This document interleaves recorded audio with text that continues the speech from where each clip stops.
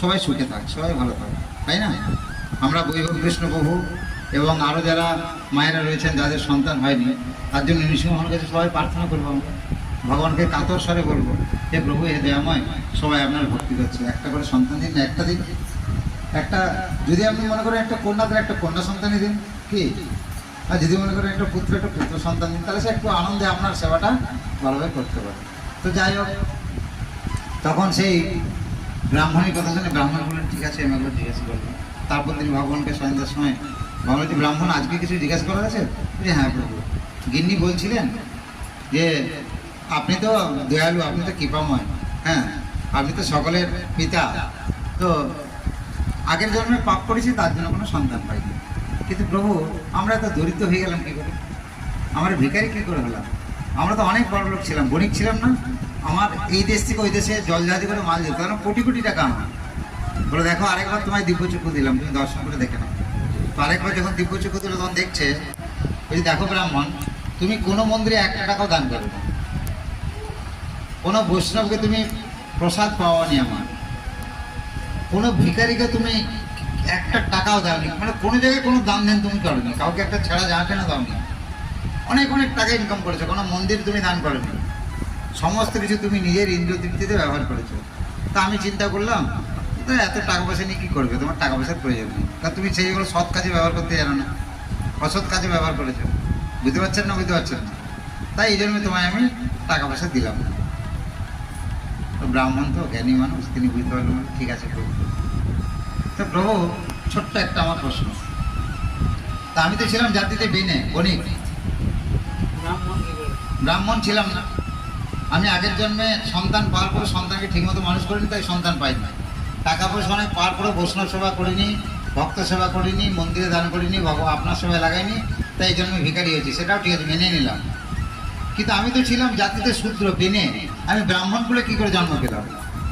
কি ঠিক না ভুল বলেছে? মনে হবে না? আমি ব্রাহ্মণ কী করে হয়ে গেলাম?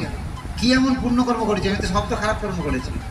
ভগবান বললেন, দেখো, তুমি আগের জন্মে বৈশাখ মাসের দিনে ভাগবত আসরে তুমি আমার কথা শ্রবণ করেছিলে, তাই তোমাকে আমি ব্রাহ্মণ পরিবারে জন্ম দিয়েছি। তাহলে এই বৈশাখ মাস চলছে, এই বৈশাখ মাসে আপনারা কি করছেন? কার কথা শ্রবণ করছেন? আমার কথা, ভগবানের কথা শ্রবণ করছেন। তো যারা এই ভগবানের কথা শ্রবণ করে, তাদের কানগুলো ভগবান পরবর্তী জন্মে কিসের কান দেবে? এই মানুষেরই কান দেবে, যাতে সম্পূর্ণ যদি না হয় আবার সম্পূর্ণ করার জন্য। কারণ শ্রীমদ্ ভগবদ গীতায় বর্ণনা করেছেন ভগবান, নেহাবিক্রমণ স্বস্তি প্রত্যাবরণ বিদ্যতে স্বল্প অপিমস্য ধর্মস্য ত্রায়তে মহত ভয়াত, ত্রায়তে মহাত ভয়াত, মানে মহারূপ সংসার, মহারূপ ভয় থেকে ত্রাণ পাবে সে, কি? মৃত্যু ভয়।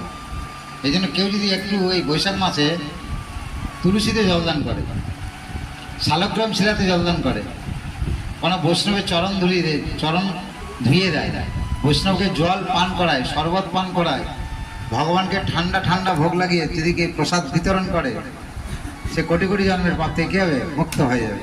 হরি বল।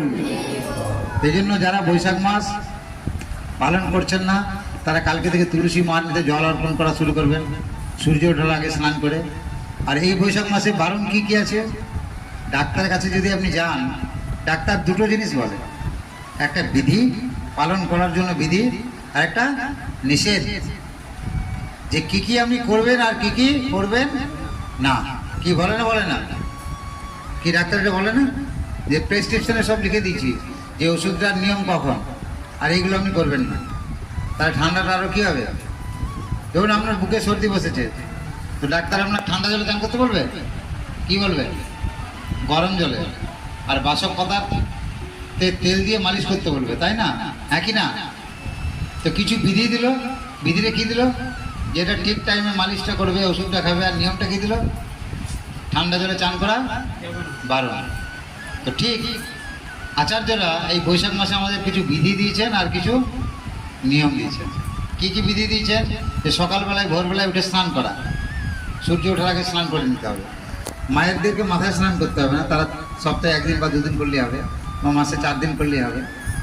তারা কী করবে? এই পর্যন্ত স্নান করে নেবে সকালবেলা, তেল সাবান না মেখে স্নান করে শুদ্ধ কাপড় পরে কপালে একটা তিলক করে তুলসী মর্নিকে জল অর্পণ। মায়েরা তো সাধারণত এখন ভগবানের সেবা জানে না।